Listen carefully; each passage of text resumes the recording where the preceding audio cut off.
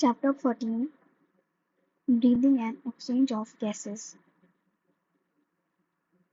As you have read earlier, oxygen O2 is utilized by the organism to indirectly break down simple molecules like glucose, amino acids, fatty acids, etc. to derive energy to perform various activities.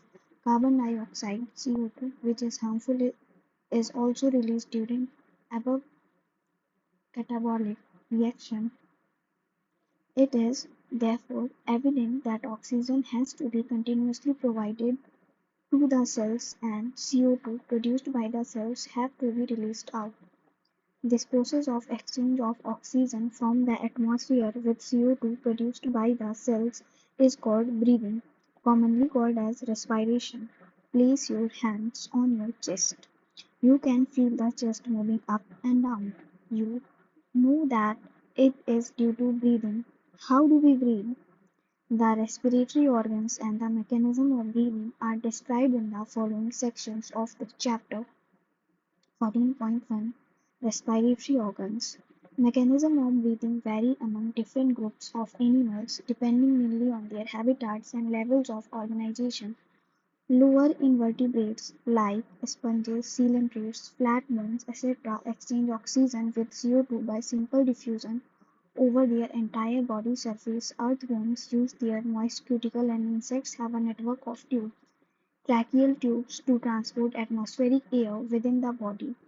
Special vascularized structures called gills, brachiorespiration, are used by most of the aquatic arthropods and mollusks, whereas vascularized bags called lungs, pulmonary respiration, are used by the terrestrial forms for the exchange of gases. Among vertebrates, fishes use gills, whereas amphibians, reptiles, birds, and mammals respire through lungs. Amphibians like frogs can respire through their moist skin, cutaneous respiration also. 14.1.1 Human Respiratory System. We have a pair of external nostrils opening out above the upper lips. It leads to a nasal chamber through the nasal passage. The nasal chamber opens into the pharynx, a portion of which is the common passage for food and air. The pharynx opens through the larynx region into the trachea. Larynx is a cartilaginous box which helps in sound production and hence called the sound box. During swallowing, glottis can be covered by a thin elastic cartilaginous flap called epiglottis to prevent the entry of food into the larynx. Trachea is a straight tube extending up to the mid-thoracic cavity which divides at the level of fifth thoracic vertebra into a right and left primary bronchi. Each bronchi undergoes repetitive divisions to form the secondary and tertiary bronchi and bronchioles, ending up in very thin terminal bronchioles. The trachea, primary, secondary, and tertiary bronchi and initial bronchioles are supported by incomplete cartilaginous rings. Each terminal bronchiole gives rise to a number of very thin, irregular walled and vascularized bag-like structures called alveoli. The branching network of bronchi, bronchioles, and alveoli comprise the lungs. We have two lungs which are covered by double-layered pleura with pleural fluid between them. It reduces friction on the lung surface. The outer pleural membrane is in close contact with the thoracic lining, whereas the inner pleural membrane is in contact with the lung surface. The part with the external nostrils up to the terminal bronchioles constitute the conducting part, whereas the alveoli and their ducts form the respiratory or exchange part of the respiratory system. The conducting part transports the atmospheric air to the alveoli, clears it from foreign particles, humidifies, and also brings the air to body temperature. Exchange part is the site of actual diffusion of oxygen and CO2 between blood and atmospheric air.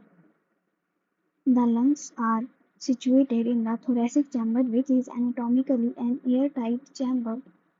The thoracic chamber is formed dorsally by the vertebral column, ventrally by the sternum, laterally by the ribs, and on the lower side by the dome-shaped diaphragm. The anatomical setup of lungs in thorax is such that any change in the volume of thoracic cavity will be reflected in the lung pulmonary cavity. Such an arrangement is essential for breathing as we cannot directly alter the pulmonary volume.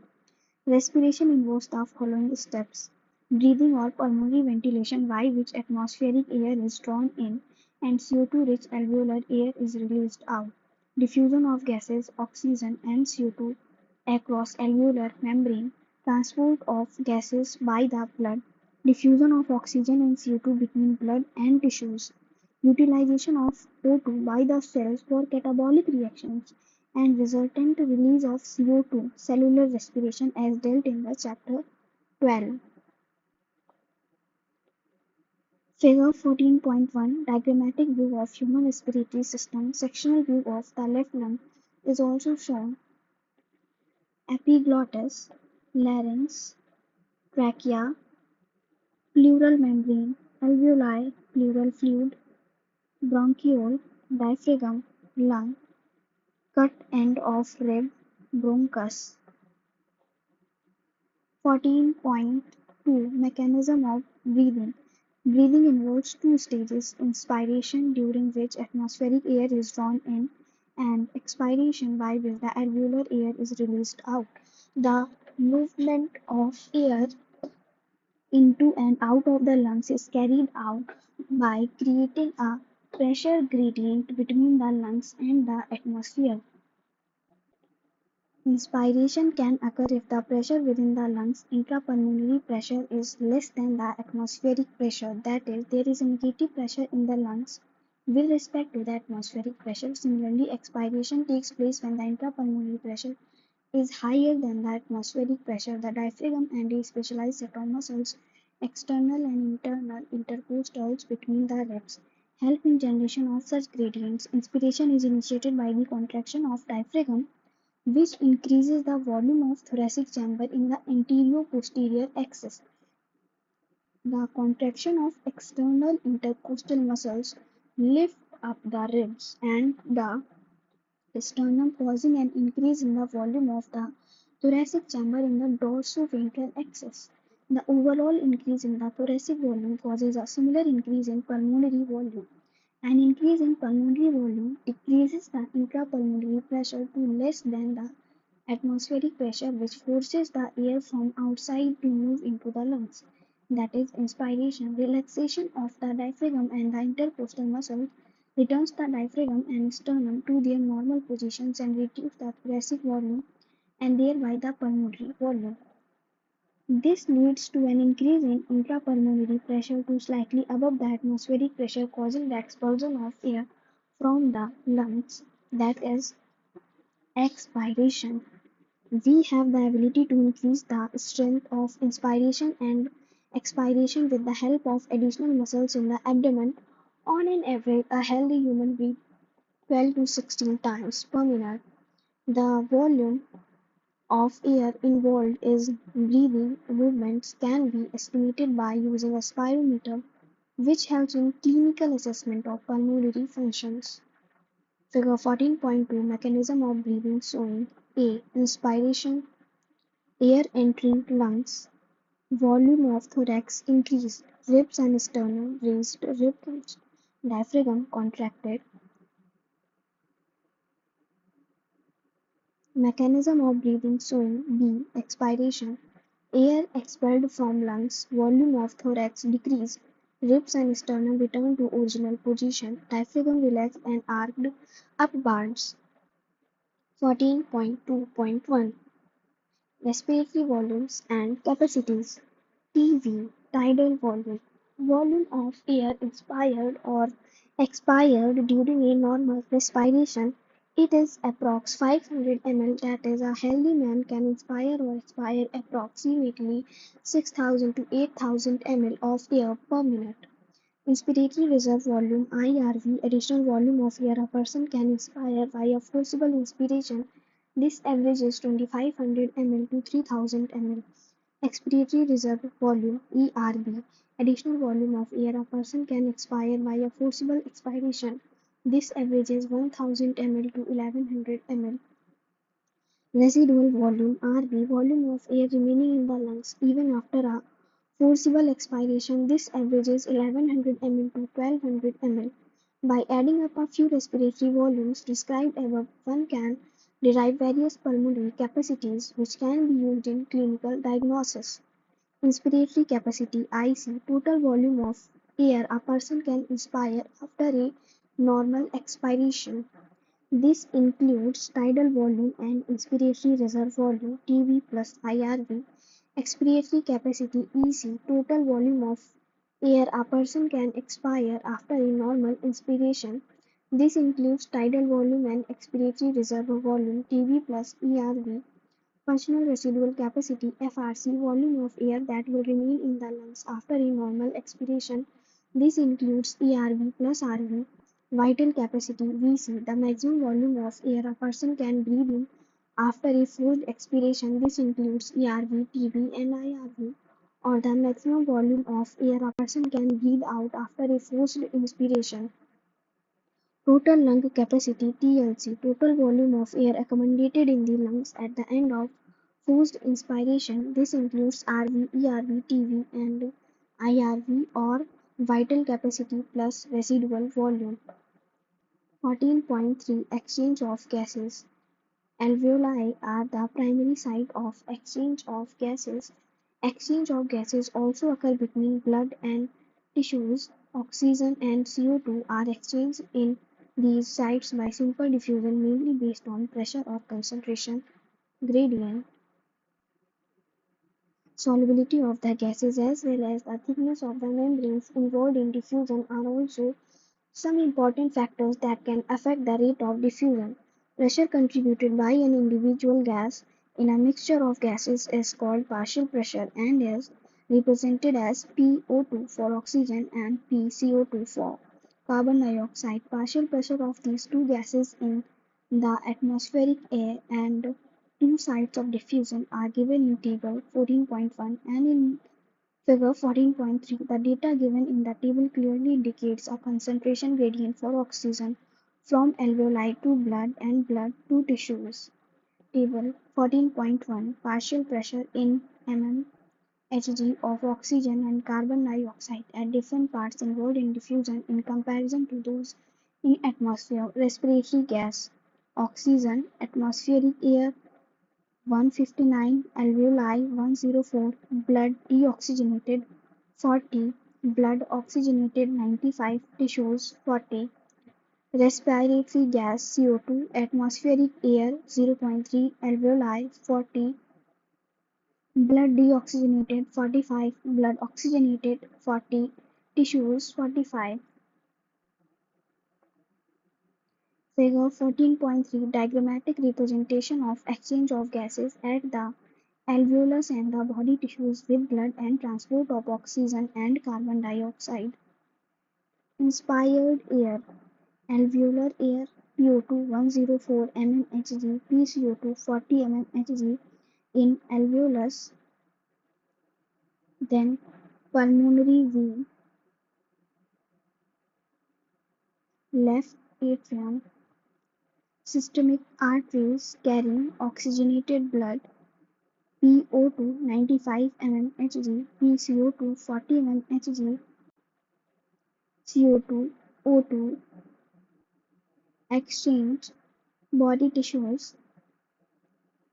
Then systemic veins carrying deoxygenated blood PO2 40 mmHg, partial pressure of CO2 45 mmHg, right atrium to pulmonary artery, then alveolus,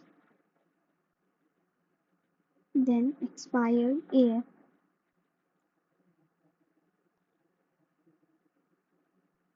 Similarly, a gradient is present for CO2 in the opposite direction, that is from tissues to blood and the blood to alveoli. As the solubility of CO2 is 20 to 25 times higher than that of oxygen, the amount of CO2 that can diffuse through the diffusion membrane per unit difference in partial pressure is much higher compared to that of oxygen. The diffusion membrane is made up of three major layers, namely the thin squamous epithelium of alveoli, the endothelium of alveolar capillaries, the thin and the basement substance composed of thin basement membrane supporting the squamous epithelium and the basement membrane surrounding the single-layer endothelial cells of capillaries in between them. However, its total thickness is much less than a millimeter. Therefore, all the factors in our body are favorable for diffusion of oxygen from alveoli to tissues and that of CO2 from tissues to alveoli. Figure 14.4, a diagram of a section of an alveolus with a pulmonary capillary, a alveolar cavity, squamous and epithelium of alveolar wall 1 cell thick, blood capillary, red blood cell, endothelium of blood capillary, basement membrane. Substance 14.4, transport of gases. Blood is the medium of transport of oxygen and CO2. About 97% of O2 is transported by RBC in the blood. The remaining 3% of oxygen is carried in a dissolved state through the plasma. Nearly 20 to 25% of CO2 is transported by RBCs, whereas 70% of it is carried as bicarbonate. About 7% of CO2 is carried in a dissolved state through plasma. 14.4.1, transport of oxygen. Hemoglobin is a red-colored iron-containing pigment present in the RBCs. Oxygen can bind with hemoglobin in a reversible manner to form oxyhemoglobin. Each hemoglobin molecule can carry a maximum of 4 molecules of oxygen. Binding of oxygen with hemoglobin is primarily related to partial pressure of oxygen, partial pressure of CO2, hydrogen ion concentration, and temperature are the other factors which can interfere with this binding. A sigmoid curve is obtained when percentage saturation of hemoglobin with O2 is plotted against the PO2. This curve is called oxygen dissociation curve and is highly useful in studying the effect of factors like PCO2, H plus concentration, etc. on binding of oxygen with hemoglobin. In the alveoli, where there is high PO2, low PCO2, lesser H plus concentration, and lower temperature, the factors are all favorable for the formation of oxyhemoglobin, whereas in the tissues where low PO2, high PCO2, high H plus concentration, and higher temperature exist, the conditions are favorable for dissociation of oxygen from the oxyhemoglobin. This clearly indicates that oxygen gets bound to hemoglobin in the lung surface and gets dissociated at the tissues. Every 100 ml of oxygenated blood can deliver around 5 ml of oxygen to the tissues under normal physiologic conditions. Figure 14.5, oxygen dissociation curve. Y-axis percentage saturation of hemoglobin with oxygen, x-axis partial pressure of oxygen, mmHg sigmoid curve. Transport of carbon dioxide 14.4.2. CO2 is carried by hemoglobin as carb-amino-hemoglobin about 20 to 25%. This binding is related to the partial pressure of CO2. PO2 is a major factor which would affect this binding. When PCO2 is high and PO2 is low, as in the tissues, no binding of carbon dioxide occurs, whereas the PCO2 is low and PO2 is high, as in the alveoli. Dissociation of CO2 from carbaminohemoglobin takes place, that is, CO2 which is bound to hemoglobin from the tissues is delivered at the alveoli. RBCs contain a very high concentration of the enzyme carbonic anhydrase and minute quantities of the same is present in plasma too. This enzyme facilitates the following reaction in both directions: CO2 plus H2O carbonic anhydrase H2CO3 carbonic anhydrase HCO3 minus plus H plus. At the tissue site where partial pressure of CO2 is high due to catabolism, CO2 diffuses into blood RBCs and plasma and forms HCO3 minus and H plus. At the alveolar site where PCO2 is low, the reaction proceeds in the opposite direction leading to the formation of CO2 and H2O. Thus, CO2 trapped as bicarbonate at the tissue level and transported to the alveoli is released out as CO2.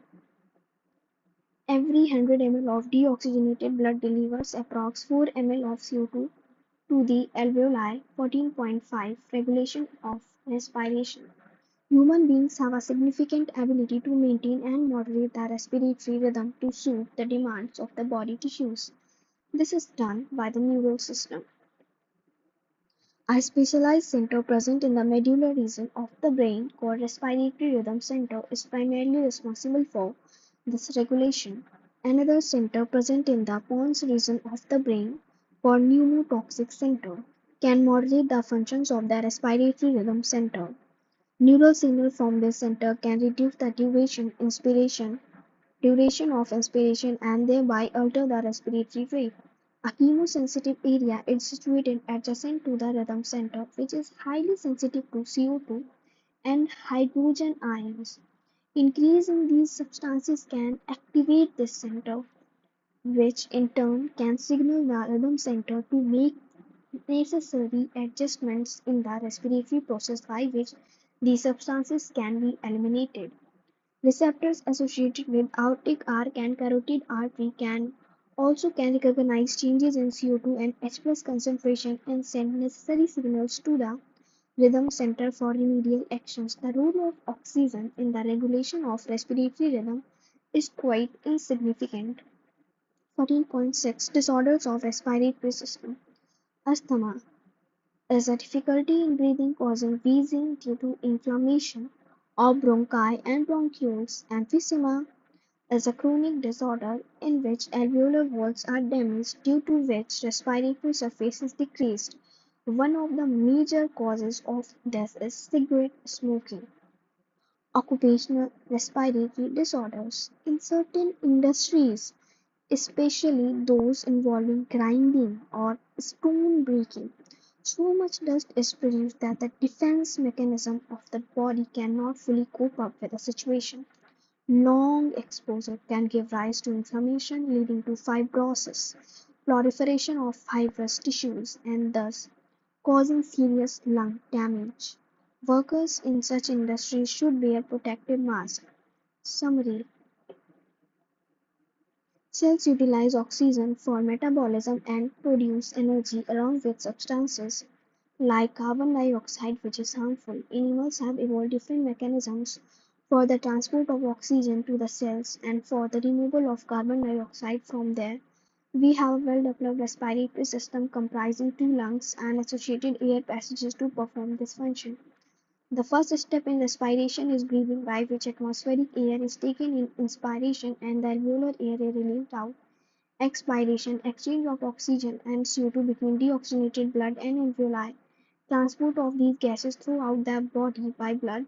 Exchange of oxygen and CO2 between the oxygenated blood and tissues and utilization of O2 by the cells. Cellular respiration are the other steps involved. Inspiration and expiration are carried out by creating pressure gradients between the atmosphere and the alveoli with the help of specialized muscles, intercostals and diaphragm. Volumes of air involved in these activities can be estimated with the help of spirometer and are of clinical significance. Exchange of O2 and CO2 at the alveoli and tissues occur by diffusion. Rate of diffusion is dependent on the partial pressure gradient of O2 (PO2) and CO2 (PCO2), their solubility as well as the thickness of the diffusion surface. These factors in our body facilitate diffusion of O2 from the alveoli to the deoxygenated blood as well as from the oxygenated blood to the tissues. The factors are favorable for the diffusion of CO2 in opposite direction, that is, from tissues to alveoli. Oxygen is transported mainly as oxyhemoglobin. In the alveoli where PO2 is higher, O2 gets bound to hemoglobin which is easily dissociated at the tissues where PO2 is low and PCO2 and H plus concentration are high. Nearly 70% of carbon dioxide is transported as bicarbonate HCO3- with the help of enzyme carbonic anhydrase. 20 to 25% of carbon dioxide is carried by hemoglobin as carbamino hemoglobin. In the tissues where PCO2 is high, it gets bound to blood, whereas in the alveoli where PCO2 is low and PO2 is high, it gets removed from the blood. Respiratory rhythm is maintained by the respiratory center in the medulla region of brain, a pneumotoxic center in the pons region of the brain, and the chemosensitive area in medulla can alter respiratory mechanism.